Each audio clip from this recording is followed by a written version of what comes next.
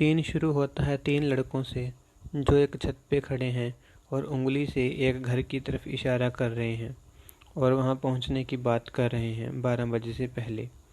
एक ने हुडी पहन रखी है और अपने चेहरे को छुपा रखा है। दूसरे दोनों भागने कूदने का माहौल बना रहे हैं। आसमान में आतिशबाजी होती है और तीनों कूदते दौड़ते हुए छतों को पार करते हुए आगे की तरफ बढ़ते हैं। इन तीनों के पीछे दो लड़कियां और एक लड़का भाग रहे होते हैं। हुडी वाले लड़के का हुडी एक तार के साथ अटक के चेहरे से हट जाता है और स्लो मोशन में मेन लीड कैरेक्टर शिवा का चेहरा स्क्रीन पे दिखता है। शिवा की स्माइल, शिवा की चमकती आंखें, शिवा की कलाई पे बंधा हुआ ओम का ब्रेसलेट और साथ में फ्रेंडशिप बैंड। और ये तीनों लड़के उस घर तक पहुंच जाते हैं। वहाँ एक बच्ची का जन्मदिन होता है और ये फिर पहुंच के बच्चों के साथ मस्ती करते हुए बर्थडे केक काटते हैं। तीनों लड़कों का पीछा करते हुए दूसरा ग्रुप भी पहुंच जाता है। मस्ती करते हुए बच्चों के साथ शिवा को देखते हैं और मेन लड़की वहीं खो जाती है, जिसके लहराते बालों को खूबसूरत आंखों को दिखा के कैमरा उसके चेहरे को दिखाता है। लड़की की दोस्त उसे धक्का देते हुए आगे भेजती है, पर शिवा के फ़ोन पे उसके क्लाइंट की कॉल आ जाती है और वो बर्थडे पार्टी के शोर से बचते हुए छत की ओर चला जाता है। बच्चे इस लड़की से पूछते हैं कि वो कौन है और यहाँ क्या करने आई है, तो वह लड़की अपना नाम ईशा बताती है और बोलती है कि उस लड़के के पास मेरा कुछ सामान है जो वो लेकर भाग रहा है। उसका दोस्त और बच्चे शिवा के बारे में अच्छी अच्छी बातें बोलते हैं और वो उन बातों को सुन के शिवा के साथ अच्छी ज़िंदगी के वहीं पे सपने देखने लगती है। फिर एक बच्चे के साथ ईशा छत पे आती है और बच्चा उसे छोड़ के नीचे चला जाता है। शिवा उसकी तरफ हैरानी से देखता है और बोलता है कि एक्सक्यूज़ मी, क्या हम एक दूसरे को जानते हैं? ईशा नाम में सर हिलाती है और बोलती है कि जानते, हम तो पहले कभी मिले भी नहीं हैं, पर कोई रिश्ता जरूर है हम में शायद। ईशा हुडी से पॉकेट की जिप को खोलती है और उसमें से ओम वाला लॉकेट निकालती है। सीन थोड़ा पीछे एक पार्टी में जाता है जहां शिवा डीजे बजाते हुए सबका एंटरटेनमेंट कर रहा था और ईशा अपने दोस्तों के साथ यहाँ समय बिताने के लिए आई थी। ईशा को फिर वापस घर आने के लिए कॉल आती है और वो जल्दी से घर जाने के लिए बाहर आते हुए मॉडर्न से थोड़ी कल्चरल बनने लगती है। इसी समय में शिवा के दोस्त को बच्ची का जन्मदिन याद आता है और वो तीनों भी निकलने लगते हैं। कपड़े बदल के वॉशरूम से ईशा बाहर आ रही होती है तो गले में पहना क्रॉस वाला लॉकेट उतार के पर्स में रखती है और ओम वाला लॉकेट पहन रही होती है कि कोई जल्दबाजी में लड़की उसे टकरा जाती है और उसका ओम वाला लॉकेट हवा में से छत की तरफ भाग रहे शिवा की हुडी में जा गिरता है। ईशा रुको रुको कह के भागते शिवा की तरफ भागती है और वो भी छत पे जाने के लिए सबको पीछे छोड़ता जाता है। फिर छत वाला सीन शुरू होता है और दोबारा इन पर आ जाता है, जहाँ शिवा बोलता है कि इस लॉकेट के लिए इतनी भागा दौड़ी, ये तो बाज़ार से बड़े आराम से मिल जाता। तो ईशा उसको वो ओम वाले लॉकेट का पिछला हिस्सा दिखाती है जहाँ उसके दादाजी की एक बात लिखी होती है, वक्त बदल जाएगा, किस्मत के साथ चलो। और यह दिखाते हुए ईशा लॉकेट को पहन लेती है और बोलती है कि लॉकेट मिल जाएगा मगर दादाजी नहीं बाज़ार से मिलेंगे। ईशा को एक लड़की का उस समय कॉल आता है और वो कॉल काट देता है। ईशा बोलती है गर्लफ्रेंड, तो शिवा बोलता है कान दर्द। ईशा और शिवा के दरमियान थोड़ी नज़दीकी बढ़ती है आतिशबाजी के चलते और इनके पीछे आसमान में चलती आतिशबाजी एक त्रिशूल बन के शिवा की तरफ बढ़ती है। शिवा ईशा के चेहरे पे बढ़ती सुनहरी चमक देखता है और उसे खुद से दूर करता है और वह त्रिशूल भी गायब हो जाता है। शिवा पलट के पीछे की तरफ देखता है तो उसे वहाँ आतिशबाजी का बेहद खूबसूरत नज़ारा दिखता है। ईशा भी उसे देखने लगती है और इतने ही समय में शिवा को पहली बार दर्द भरा दौरा पड़ता है और वह दर्द से चिल्लाने लगता है। ईशा उसकी मदद करने की कोशिश करती है और शिवा की फटी आंखें कहीं और ही पहुंच जाती हैं। जहां सीन दिखाया जाता है मोहन का, जिसे जुनून अपनी शक्ति से बंदी बना चुकी होती है और उससे ब्रह्मास्त्र का टुकड़ा कहाँ है पूछ रही होती है और दर्द का झटका दे रही होती है। फिर जुनून के साथी सामने आते हैं जिन्हें देख मोहन मुस्कुराता है और जुनून एक से बोलती है कि ज़ोर, इससे थोड़ा सबक सिखाओ, और रफ्तार, तुम इसके घर की जल्दी से तलाशी लो। ज़ोर जब मोहन को मारता है तो रफ्तार फुर्ती से घर के सामान को बिखेरते हुए गंदगी फैला रहा होता है टुकड़े को ढूंढने के लिए। जुनून बाहर आतिशबाजी देखती है, पर मोहन रफ्तार को एक डिब्बे के करीब जाता देख अपने पैर पे बंधी पायल को सक्रिय करता है और एकदम से कूद के छत तोड़ के निकल जाता है। तीनों हैरान हो जाते हैं, पर मोहन फिर दोबारा उनके सामने आता है। ज़ोर और रफ्तार के साथ मोहन की उछल कूद भागा दौड़ी होती है तो जुनून उस पे अपने काले मनी से रोकने के लिए बार बार हमला कर रही होती है। जुनून उसके उछलने का राज समझ लेती है और हवा में उछल के पहुंचे मोहन के सामने दिख रहे एक रोड पे हमला करती है। वो रोड मोहन को लगता है और वो नीचे आ गिरता है, जहाँ ज़ोर उसे पकड़ लेता है और रफ्तार जुनून के कहने पे मोहन के पैर में बंधी पायल को उतार लेता है। जुनून वहाँ वश मुकुट का इस्तेमाल करती है और उस डिब्बे को लाने को बोलती है। रफ्तार उछल के वहाँ जाता है, पर जुनून और ज़ोर लाए डिब्बे को अपनी ताकत से खोल नहीं पाते। जुनून शक्ति का इस्तेमाल करके मोहन का खून भरा हाथ उस डिब्बे से ज़बरदस्ती छुहाती है तो वो डिब्बा खुल जाता है।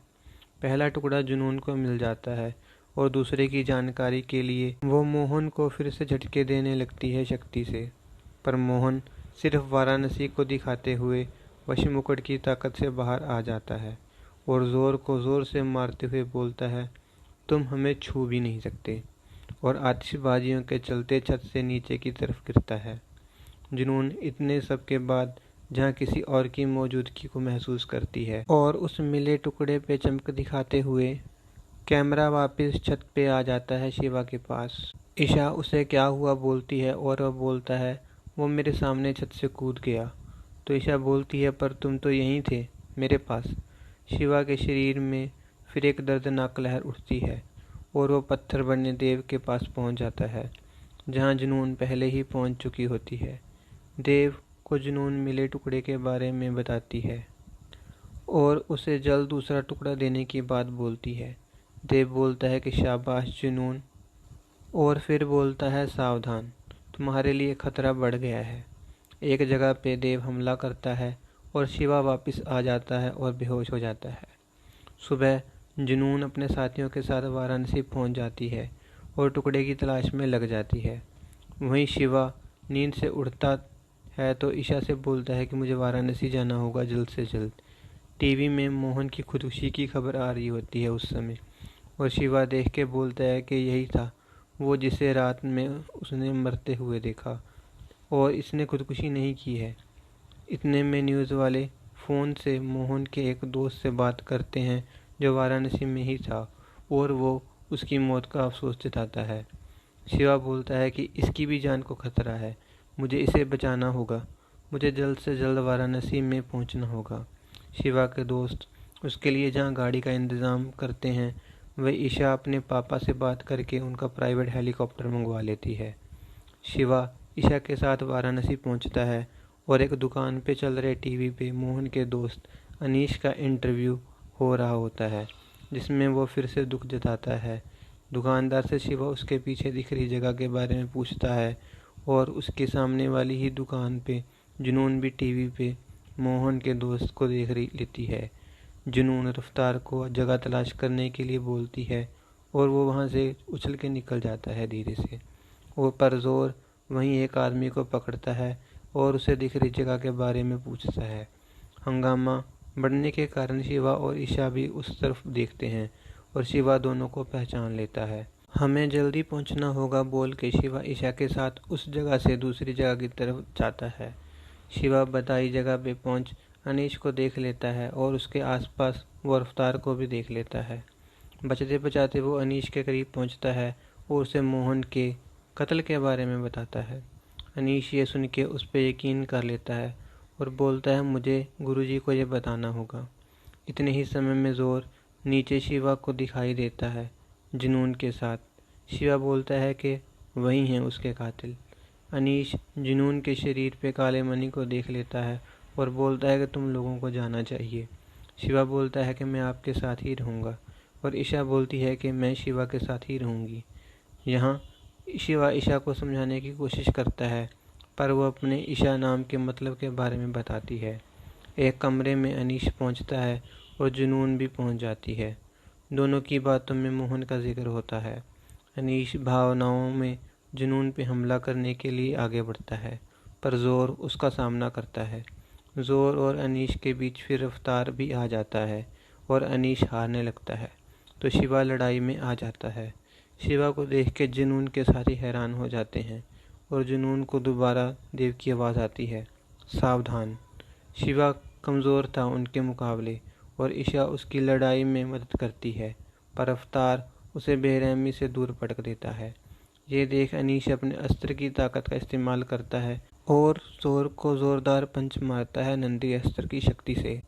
ये देख जुनून उसकी तरफ बढ़ती है, पर इतने में रफ्तार उस पर हमला करता है तो अनीश उसे भी नंदी पंच से मारता है।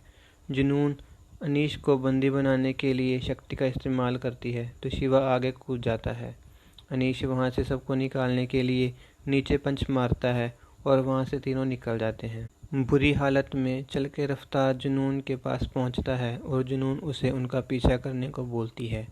गाड़ी में अनीश नंदी अस्त्र की शक्ति से शिवा को ठीक कर देता है और दोनों को उसे उतारने को बोलता है। तीनों में वैसे ही बातचीत होती है और ब्रह्मास्त्र की जानकारी सामने आती है। अनीश ब्रह्मास्त्र का दूसरा हिस्सा दोनों को दिखाता है और इसी समय रफ्तार इनके पास पहुंच जाता है और तीनों में लड़ाई होने लगती है। रफ्तार से पीछा छुड़ाने के लिए अनीश फिर नंदी अस्त्र का इस्तेमाल करता है। इतने में वहां ट्रक से ज़ोर और जुनून पहुंच जाते हैं। अनीश टुकड़ा उनको दे देता है और आश्रम का पता उनके मोबाइल में डाल देता है और जाने के लिए बोलता है। वो दोनों वहां से निकलते हैं और अनीश तेज़ी से आ रहे खाली ट्रक को रोकने के लिए नंदी अस्त्र का इस्तेमाल करके ट्रक को पंच मार कर उछाल देता है। दोनों ट्रक से बाहर आते हैं और अनीश से लड़ते हैं। लड़ाई में जब जुनून अनीश पे काले मनी से हमला करती है तो वो ज़ोर को अपने आगे कर लेता है, पर दोबारा किए हमले को वो तैयार ना होने के कारण सह नहीं पाता और खाई में गिरने लगता है। जुनून खाई के किनारे पड़े ज़ोर को शक्ति से अनीश की तरफ फेंक देती है। ये सब शिवा थोड़ा आगे गाड़ी को रोक के देख लेता है। वो आश्रम की तरफ बढ़ता है और ईशा के ख्यालों में यहाँ केसरिया सॉन्ग प्ले होता है। जब वो ख्यालों से बाहर निकलती है तो उसका हाथ शिवा के हाथ पे होता है और तभी रफ्तार उनकी गाड़ी पे हमला कर देता है और तीनों में रोड चेस फाइटिंग शुरू हो जाती है। आश्रम के पास वो वैसे ही रफ्तार से पीछा छुड़ाते हैं और आश्रम के अंदर जाने लगते हैं। वहाँ नए आए अस्त्रधारक उनसे मिलते हैं, पर इतने में रफ्तार दोबारा शिवा पे हमला करता है, जिससे सब बिखर के चोटिल हो जाते हैं। रफ्तार बच्चों को चोट पहुंचाने के लिए आगे बढ़ता है तो शिवा उसे रोकने के लिए आगे बढ़ता है और उसके हाथों में आश्रम में जल रही आग पहुंच जाती है, जिसका इस्तेमाल वो अनजाने में रफ्तार पे पंच मार के करता है। वो उसे फिर खाई की तरफ फेंकता है और आग से ख़त्म करने लगता है। काले मणि की शक्ति रफ्तार के अंदर बढ़ जाती है तो शिवा ध्यान करके शक्ति बढ़ाने के लिए आश्रम के सभी कमरों में से आग को खींच लेता है और रफ्तार को हवा में ख़त्म करके खाई में फेंक देता है और खुद वहीं कमज़ोर होकर गिर जाता है। इंटरवल के बाद सीन शुरू होता है छोटे बच्चे के साथ और उसी के कमरे में एक औरत जल के मर रही होती है और शिवा डर के मारे पसीने से भरा उठ जाता है। ईशा उसे संभालती है और बच्चे उसे ताज़ी हवा के लिए बोट वाली जगह पे ले जाते हैं। वहाँ उनमें बातचीत होती है और बोट पे शिवा और ईशा को अमृता और देव का नाम पढ़ने को मिलता है। जब आश्रम में वापस आते हैं ये सब तो दूसरे ब्रह्मवंश के मेंबरों के साथ गुरुजी मोहन और अनीश को श्रद्धांजलि दे रहे होते हैं। इनके आने के बाद सभी आश्रम से निकलने लगते हैं और गुरुजी शिवा से बात करनी शुरू करते हैं। शिवा अपनी शक्ति को पहली बार इस तरह इस्तेमाल किया था, जिसके बाद वो दोबारा इसका जिक्र तक नहीं सुनना चाहता था। ईशा के पूछने पे वो गुरुजी के सामने ही बताता है कि हाँ, उसका कोई रिश्ता है आग के साथ और ये रिश्ता बचपन से ही है। गुरुजी उसे आग पे काबू करने की बात बोलते हैं तो वो गुस्सा दिखाता है और बोलता है, जब मैं इसका इस्तेमाल करना ही नहीं चाहता तो भविष्य में करूँगा भी क्यों। फिर गुरुजी शिवा को ब्रह्मवंश के प्राचीन कहानी के बारे में बताते हैं और बोलते हैं कि तुम इस सब से जुड़े हुए हो और तुम्हें ना चाहते हुए भी विनाश से रोकने के लिए ये सब सीखना ही होगा। शिवा तेजी से अपने कमरे की तरफ जाता है और अपने कपड़ों से ब्रह्मास्त्र का टुकड़ा गुरुजी को सौंपते हुए बोलता है कि अब हमें जाना चाहिए, तो गुड बाय। आश्रम से शिवा और ईशा निकल जाते हैं और फिर रास्ते में इन पे जोर और जुनून दोबारा हमला करते हैं, जहाँ जोर शिवा को बेरहमी से मारता है और ईशा को भी थप्पड़ मारता है, जिसे देख शिवा के हाथों में फिर पास में जल रही आग आ जाती है और वो जोर से लड़ने लगता है अंधाधुन। जुनून उसकी शक्ति को बढ़ते हुए महसूस करती है और शिवा जोर को ख़त्म करने के लिए आग को और ज़्यादा स्थानों से खींचता है। जुनून जोर को बचाने के लिए शिवा पे काले मणि से हमला करती है। कमज़ोर होकर जोर नीचे गिरता है, पर शिवा की आग की लपटों में यहाँ ईशा आ जाती है। शिवा चाहकर भी आग को बहने से रोक नहीं पाता। ये देखकर जुनून हंसती है और जोर को शक्ति से झटका देकर दोबारा खड़ा कर देती है। जोर फिर रोते हुए शिवा पे जब हमला करने लगता है तो दोनों वहाँ से देव के स्टैचू के सामने पहुँच जाते हैं, जहाँ जोर को देव हवा में लटका देता है और जुनून से बोलता है कि तुमने सिर्फ ब्रह्मास्त्र के टुकड़ों को ढूंढ के जोड़ना है। जुनून डर के चलते सहम जाती है और बोलती है कि माफ़ कीजिएगा मेरे मालिक, मैं भटक गई थी, आगे से ऐसी गलती नहीं करूँगी। आश्रम में शिवा जली हुई ईशा को लेके पहुँचता है और गुरुजी उसको बचाने में लग जाते हैं। कुछ देर के बाद जब वो खतरे से बाहर होती है तो गुरुजी शिवा के पास आते हैं और बोलते हैं, घबराओ नहीं, वो जल्द ठीक हो जाएगी। यहाँ रोते हुए शिवा अपने ना सीखने वाली गलती को मानता है और गुरुजी से विनती करता है कि उसे सीखना है कि अस्त्रों को काबू में कैसे रखना है। गुरुजी उसको बाकियों से मिलवाते हैं और वहीं जिक्र होता है बटन का।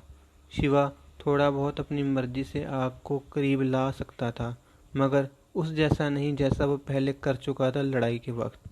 वो दूसरे अस्त्रों के ज़रिए भी कोशिश करता है। वो अपनी ट्रेनिंग के चलते ईशा का ख्याल भी रखता है। जब ईशा चलने फिरने लायक हो जाती है तो उसे दोबारा शहर भेज दिया जाता है आए मेंबर के साथ। ईशा के जाने के बाद उसे शिवा सोचते हुए अपनी उंगलियों पे आग को लेके खेलने लगता है। गुरुजी उसके पास आते हैं और आग को उंगलियों पे नाचते हुए देखते हैं और फिर उसके स्रोत को देखते हैं जो शिवा से काफ़ी दूर होता है। गुरुजी बोलते हैं, किसके बारे में सोच रहे हो? शिवा बताता है, ईशा के। गुरुजी बोलते हैं कि बेटे, तुम्हारा बटन ईशा है, प्यार का एहसास है। ये सुनकर वो अपने डर के बारे में बताता है और उस बचपन में हुई घटना के बारे में बताते हुए डर के मारे सहम जाता है। गुरुजी और शिवा के बीच वैसी ही बातचीत होती है।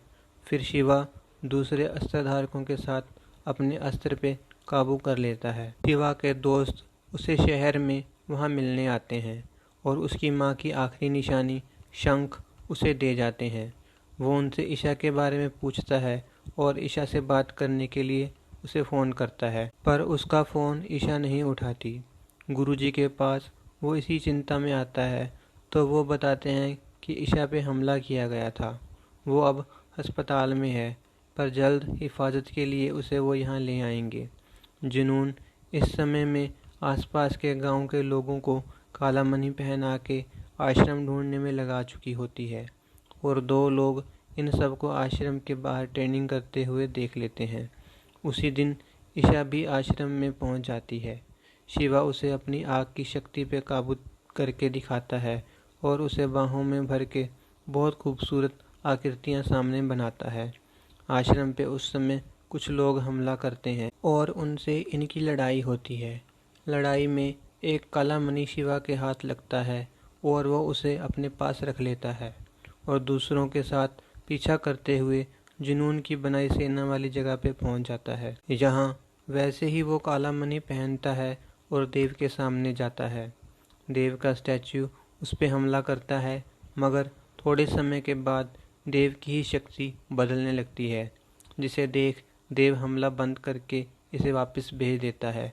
और इसी समय में जुनून को आश्रम और इन सब के बारे में पता चल जाता है।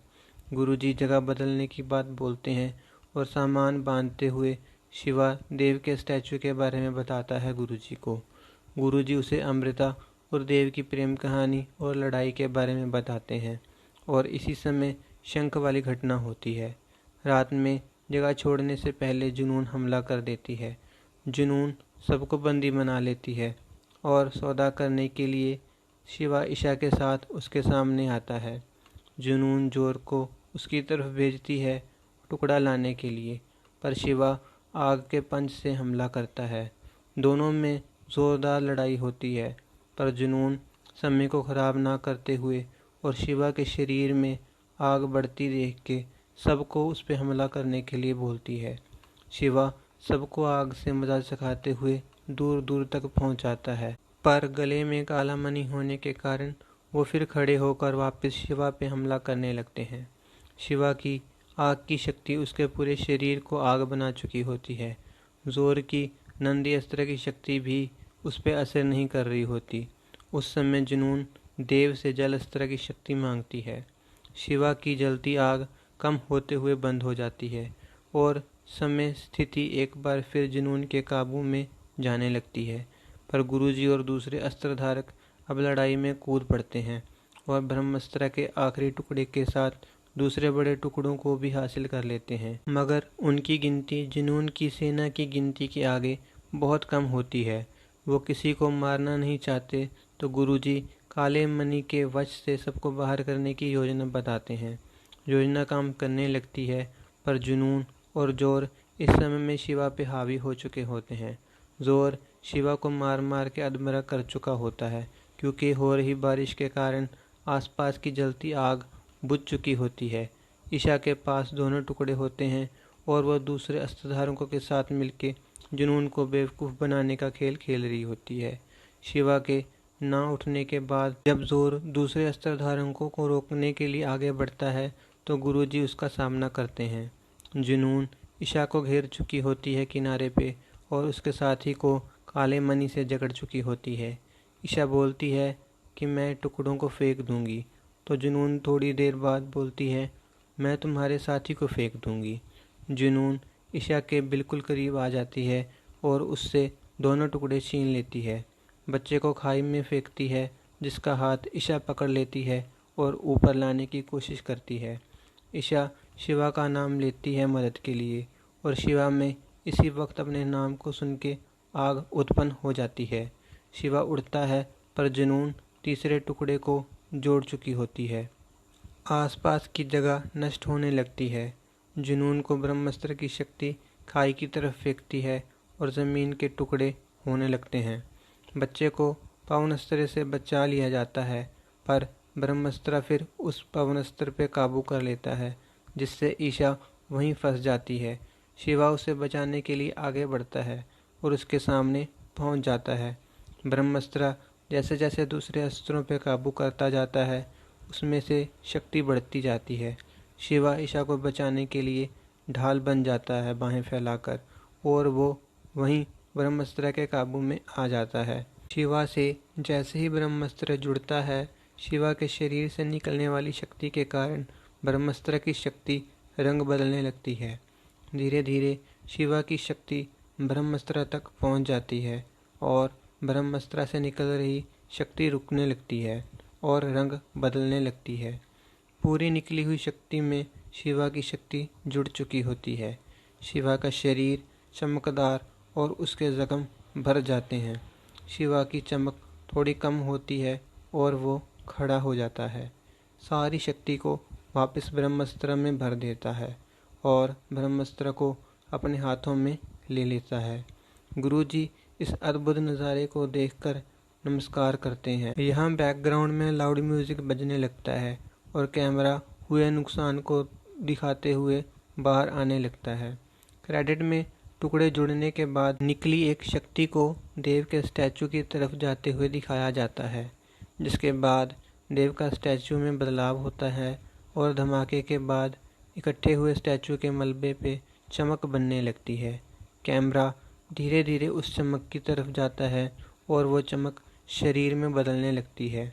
फिर उसकी पीठ को दिखाते हुए कैमरा आगे बढ़ता है और जब उसकी गर्दन एक तरफ हो जाती है तो कैमरा बंद हो जाता है और एक के बाद एक लिखा आता है, देव पार्ट 2।